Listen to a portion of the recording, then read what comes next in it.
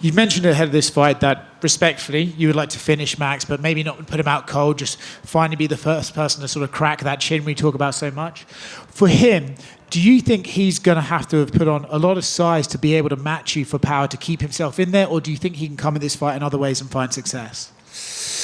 Man, that's a lot of what ifs and what I think. So I don't know. I love getting in there, finding out. I'll know early if he's punching hard enough for me to take chances or be more cautious. I'll find that out early. And I think this is very different than the time he fought Poirier, as that was a late replacement. I think he's had this whole camp, being able to keep and maintain that weight.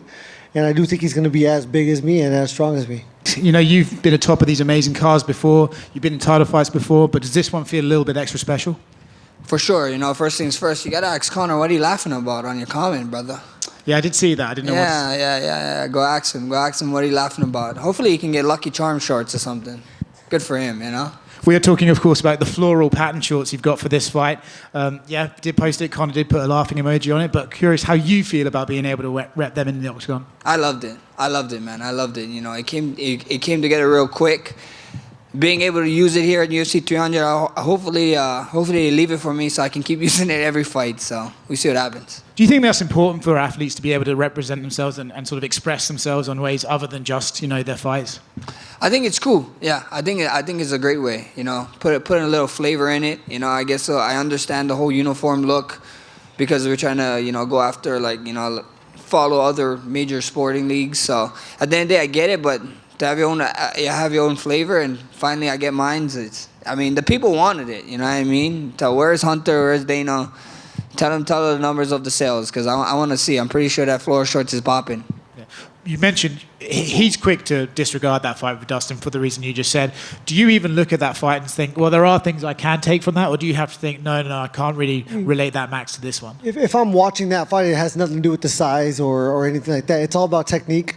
And I can find his technique in all of his fights, all of them, He's a very different fighter from fight to fight, just as all of us are. We're all constantly making adjustments. And, I won't be sure which Max I'm going to fight until that bell rings. Justin Gaethje, right, obviously a phenomenal fighter, BMF. When this fight was announced, I saw the reaction where someone was like, oh, he hits too hard for Max. A guy who's never been dropped before in the octagon. When you see those comments and people apparently being concerned for you and about your career after this fight, do you just think, okay, well, we'll see on Saturday?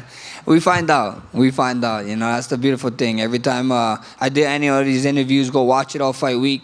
Every time they ask me what is the main thing, when you come to think of Justin, what do you think of this fight? I think of violence and this happens. I smile. I smile. This is what real fighters is about. Justin's a BMF. The beautiful thing is everybody has questions, and we have the answers come UFC 300 Saturday night. What would it mean to you to be the first guy to drop him? Yeah, it would mean a lot. I have 25 wins, 19 knockouts. I've really taken pride in that, since the beginning of my career. And, to be the first one, I like being first. So, yeah, I'm ready. What are the stakes in this fight for you? Obviously, there's a BMF belt on the line, right? But we're hearing talks that maybe Dustin could be fighting for the lightweight title next. Are you even thinking about that, or do you just have to think, hey? No, I know with the win here, I fight for the belt. I know with the loss here, that all goes away. So that's what I'm fighting for. I've been watching your YouTube channel, great content on there. I recommend everyone go watch it. You've been showing yourself bulking up for this fight a bit more than you did for that Dustin fight. How do you feel now walking around ready for a lightweight title fight? Brother, it is what it is. I talked about this earlier today. I hate talking about it, but that Dustin fight it is what it is. My manager is calling me Muffin Top Max this whole camp. So at the end of the day, that's what it was. For this fight, and we wanted to put on the right weight. We wanted to be smart. We wanted to be strong, but we still wanted to be fast. So I think we found a very even ground, and you guys get to see come Saturday night.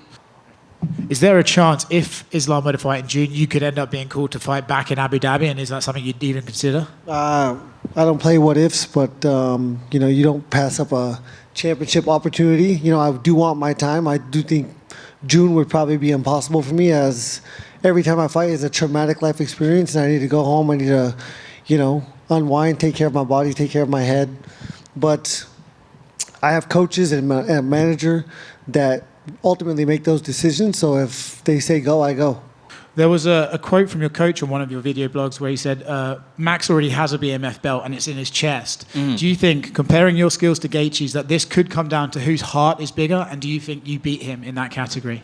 We see what happens, you know. We see what happens. I think a true BMF is a guy who, you know, who's willing to fight and go in there like gladiator days, you know. And he said it before. If he was, like I said, when I'm a gladiator, he said in gladiator, he would have fight to the death, you know, in a coliseum. So the beautiful thing is we get to find out, man. We get to find out. Attrition is going to be a big thing in this sport, I believe, in this fight with him, and we get to find out.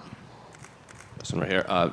Throughout media day, the general consensus is that no one else is competing for fight of the night amongst the fighters. They're all like, we have to get a performance bonus because Justin and Max are fighting on this card. Yeah. Like, do you kind of take pride in that like even your fellow fighters are like, we're not even going to try for this? Yeah, I mean, having the respect of your peers is something I think we all, you know, shoot for. Not just that, but the respect of the UFC to give me this opportunity.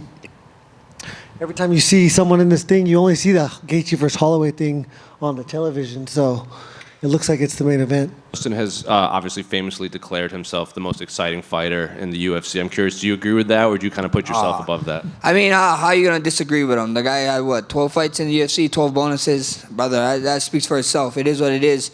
I'm just excited to be sharing the octagon with him come UFC 300 on a big event like this. When you got a card like this, the spotlight like this on us, being the people main event already, you know, I think we can still show the UFC pushing.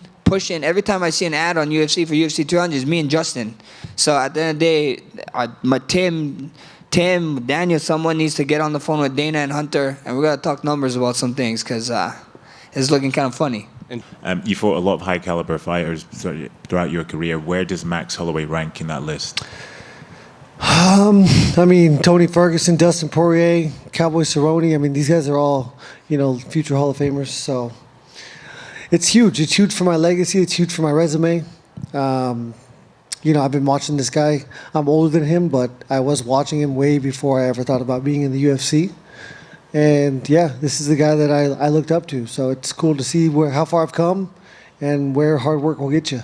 Justin said that I think the ideal scenario for him would be doctor stoppage because he doesn't really want to put you out cold because he has respect for you. So I'm curious, what do you think of that prediction? I mean, it's cool, you know, it's cool. I don't want to put the man out cold either, but it's the fight game. That's what we love, you know. Like I said, for 25 minutes, I'm going to go in there. He's going to come for my neck. I'm going to come for his neck. And, you know, after we can hug it out, you know, go get a beer. I mean, I don't drink beer. He can get his beer. Maybe I get a shot with him and, you know, we get a pizza or something.